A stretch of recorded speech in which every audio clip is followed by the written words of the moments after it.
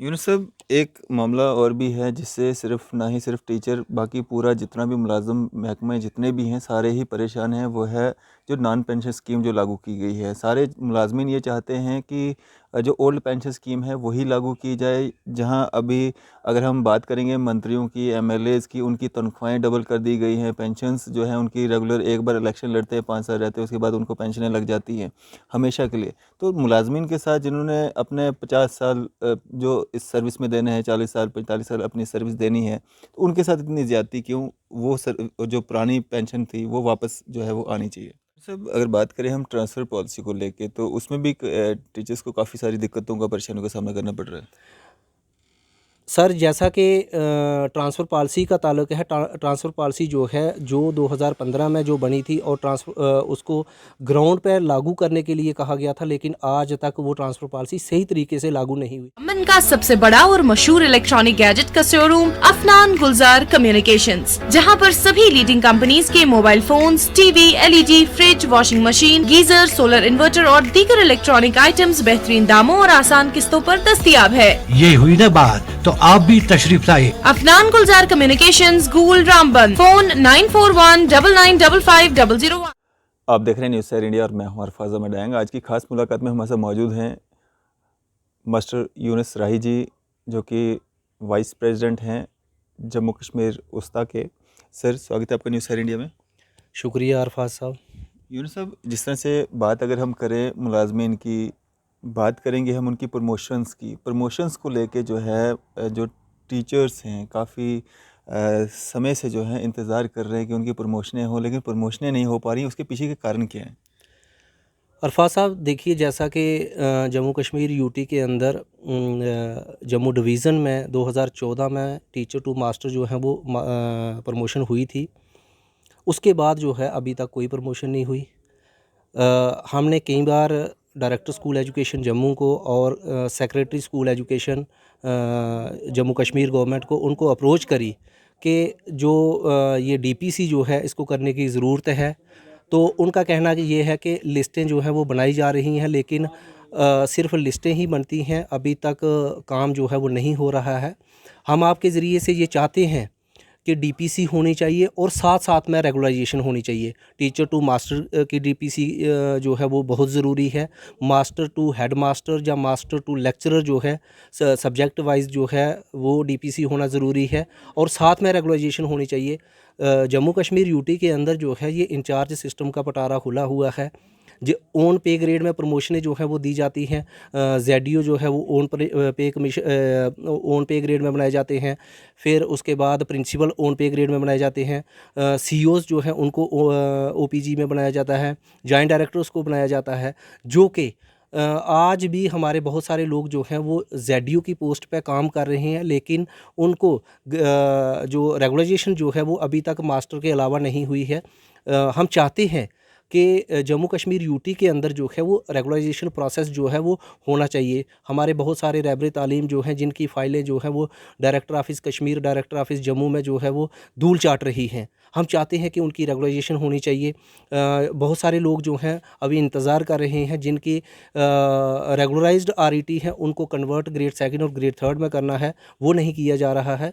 हम चाहते हैं कि ये जल्दी से जल्दी जो है ये होने चाहिए और डीपीसी होना जो है वो बहुत ज़रूरी है और साथ में रेगुलराइजेशन। ये नहीं है कि डीपीसी आप ओपीजी में कर दो और उसके बाद जो है लोग 15-15 साल इंतज़ार करें, 10 साल इंतज़ार करें और फिर इस दुनिया से बहुत सारे लोग हमारे इस दुनिया से चले गए हैं जिनकी रेगुलराइजेशन जो है उनकी डेथ के बाद होती है। ये कौन सा तरीका है? हम चाहते हैं कि एक सही सिस्टम जो है, साफ शफाफ सिस्टम जो है वो होना चाहिए। यूनुस साहब, अगर बात करें हम ट्रांसफ़र पॉलिसी को लेके, तो उसमें भी टीचर्स को काफ़ी सारी दिक्कतों का, परेशानियों का सामना करना पड़ रहा है। सर, जैसा कि ट्रांसफ़र पॉलिसी का ताल्लुक है, ट्रांसफ़र पॉलिसी जो है जो 2015 में जो बनी थी और उसको ग्राउंड पर लागू करने के लिए कहा गया था, लेकिन आज तक वो ट्रांसफ़र पॉलिसी सही तरीके से लागू नहीं हुई। हालांकि एटीडी 2021 जो है इसमें हमारे प्रिंसिपल सेक्रेटरी साहब ने एक अच्छी शुरुआत की थी कि एनुअल ट्रांसफ़र ड्राइव शुरू की और फिर उसको डायरेक्टरेट लेवल पे भी एटीडी जो है वो की गई मास्टर की। तो सेक्रेटरीट लेवल पे जो है वो लेक्चरर की, प्रिंसिपल्स की, जेडीओ की एडीटी जो है वो की, उसमें उनकी ट्रांसफ़र्स हुई। ये एक अच्छा सिस्टम है। एक अच्छी शुरुआत है, लेकिन इसमें बहुत सारी जो है वो कमियां जो हैं वो रह गई। कमियां ये रही कि इसमें जो ग्राउंड लेवल से जो रिपोर्ट्स जो हैं वो सही नहीं पहुंची, जिसकी वजह से प्रिंसिपल सेक्रेटरी साहब की तरफ से बहुत सारे लोगों को जो है बहुत ही दूर दराज इलाकों में लगाया गया, जो ऑलरेडी जिन्होंने दूर दराज इलाकों में जो है वो जॉब की थी, उसके अलावा फिर उनको दूर दराज इलाकों में लगाया गया।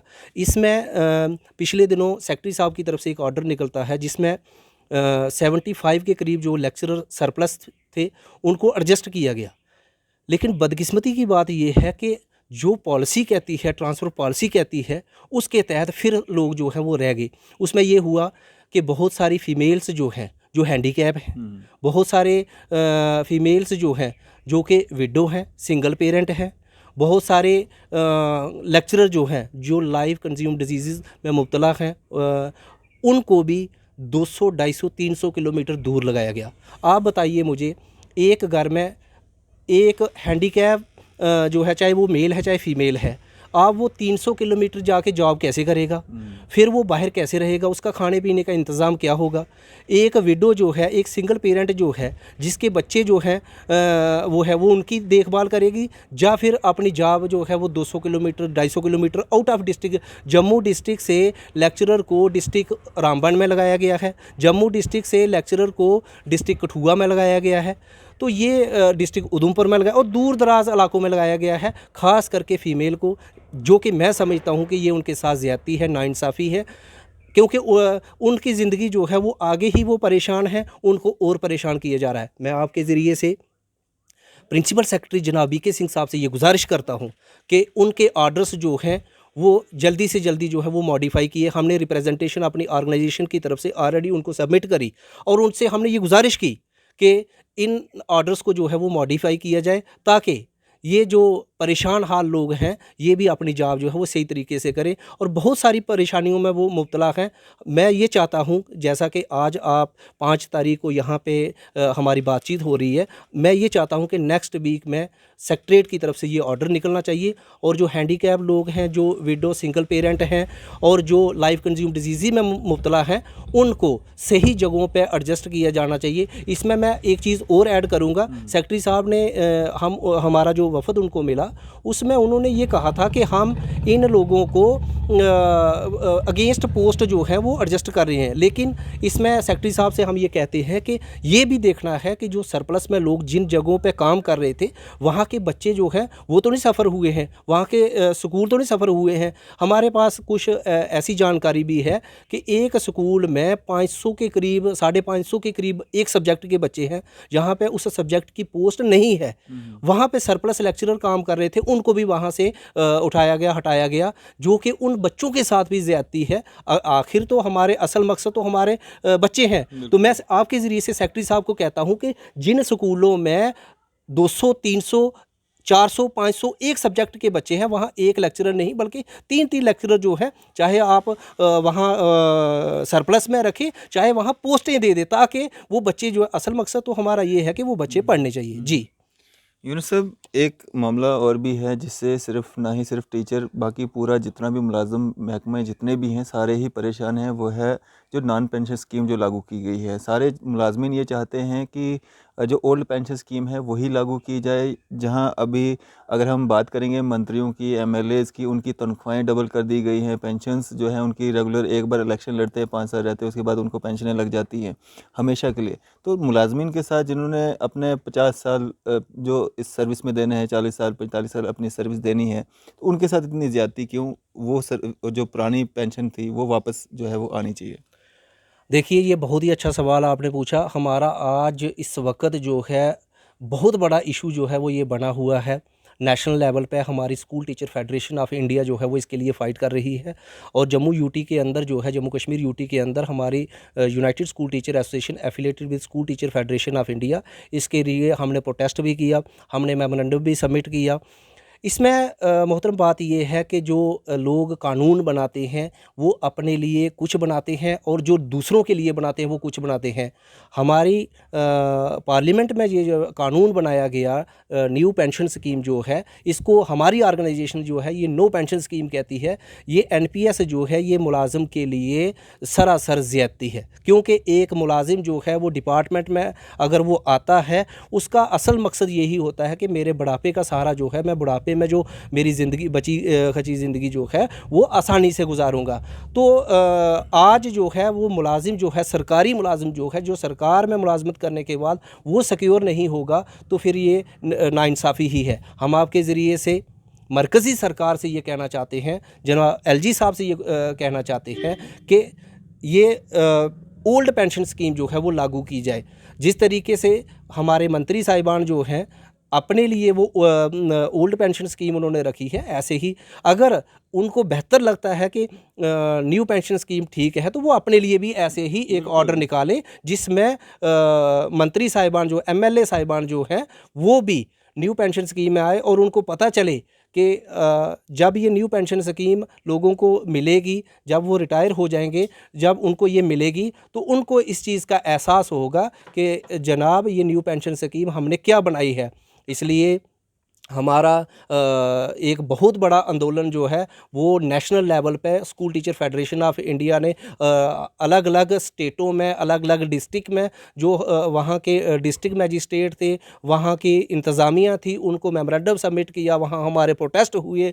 तो हम आपके ज़रिए से फिर ये कहना चाहते हैं कि ये न्यू पेंशन स्कीम जो है ये बंद होनी चाहिए, ओल्ड पेंशन स्कीम जो है वो लागू होनी चाहिए, ताकि मुलाजिम जो है वो जिन परेशानियों में मुब्तला है, तमाम डिपार्टमेंट्स के मुलाजिम, मैं सिर्फ टीचर्स की बात नहीं करता हूँ, रेवेन्यू डिपार्टमेंट के मुलाजिम, फाइनेंस डिपार्टमेंट के मुलाजिम, हेल्थ डिपार्टमेंट के मुलाजिम जो हैं वो आने वाले दिनों में इस न्यू पेंशन स्कीम के ख़िलाफ़ ओल्ड पेंशन स्कीम को लागू कराने के लिए सड़कों पर होंगे, जिसकी तमाम तर ज़िम्मेदारी जो है वो मरकज़ी सरकार की होगी, जिन्होंने ये स्कीम जो है यहाँ पे हमारे मुल्क में ये स्कीम जो है न्यू पेंशन स्कीम ये लागू हुई थी 2004 में, लेकिन हमारी जम्मू कश्मीर यूटी के अंदर इसको 2010 में लगाया गया। हम ये चाहते हैं कि ये न्यू पेंशन स्कीम जो है, नो पेंशन स्कीम, ये बंद होनी चाहिए और ओल्ड पेंशन स्कीम जो है वो लागू होनी चाहिए। एक चीज़ मैं और आपके ज़रिए से ऐड करूँगा कि जम्मू कश्मीर में काम करने वाले जितने भी मुलाजिम हैं उनको अगर आपने यूटी के अंदर रखा, जम्मू कश्मीर यूटी है, तो इसको जो यूटी दिल्ली यूटी है, जो चंडीगढ़ यूटी है, बाकी जो यूनियन टेरिटरीज़ हैं उसके तर्ज पे जो है यहाँ के मुलाजमीन को भी सैलरी या जो भी जो फ़ायदे हैं वो मिलने चाहिए। ये पिक एंड चूज़ जो है ये नहीं होनी चाहिए। चलिए, शुक्रिया हमारे से बातचीत करने के लिए, अपना कीमती समय देने के लिए। बहुत बहुत शुक्रिया। खुदा आपको लंबी उम्र दे और इसी तरह से मुलाजमीन की आवाज़ जो है वो उठाते रहें। शुक्रिया। शुक्रिया। थे हमारे साथ मलिक यूनुस राही जी, जो कि वाइस प्रेसिडेंट हैं जम्मू कश्मीर वस्ता के। इसी तरह के मज़ीद अपडेट्स के लिए आप देखते रहे न्यूज़ सैर इंडिया। मैं अरफाज अहमद, कैमरामैन शाहनवाज के साथ।